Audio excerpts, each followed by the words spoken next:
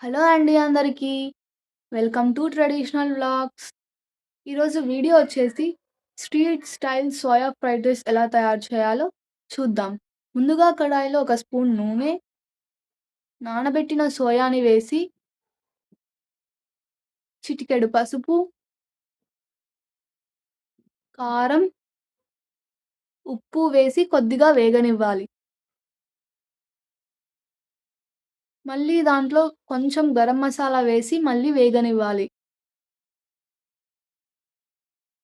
ఆ వేగిన సోయాని ఒక ప్లేట్‌లోకి సెపరేట్‌గా తీసుకోవాలి. మళ్ళీ అదే కడాయిలో ఒక స్పూన్ నూనె, 2 బిర్యానీ ఆకులు, కొంచెం షాజీరా, కట్ చేసిన వెల్లుల్లి,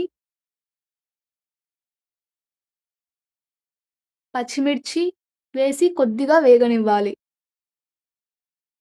అది వేగిన తర్వాత కొద్దిగా కరివేపాకు వేసి వేయించుకోవాలి. కట్ చేసిన ఉల్లిపాయ వేసి అది కొంచెం బ్రౌన్ కలర్‌లోకి వచ్చిన తర్వాత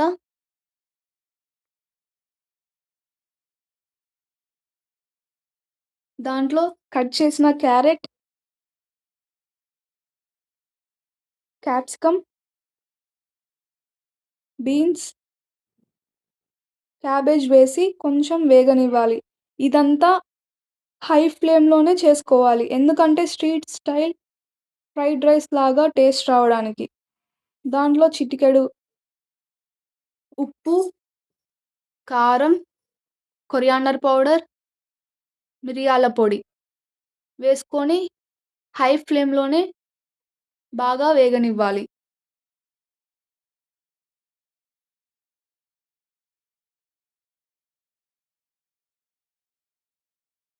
ఇది వేగిన తర్వాత normal rice or basmati rice, నేనైతే నార్మల్ రైసే వేసుకుంటున్నాను. నార్మల్ రైస్ వేసుకొని ఒక స్పూన్ సోయా సాస్, ఒక స్పూన్ వెనిగర్ వేసి వేయించుకున్న సోయాని వేసుకోవాలి. అంతేనండి. Street style soya fried rice ready.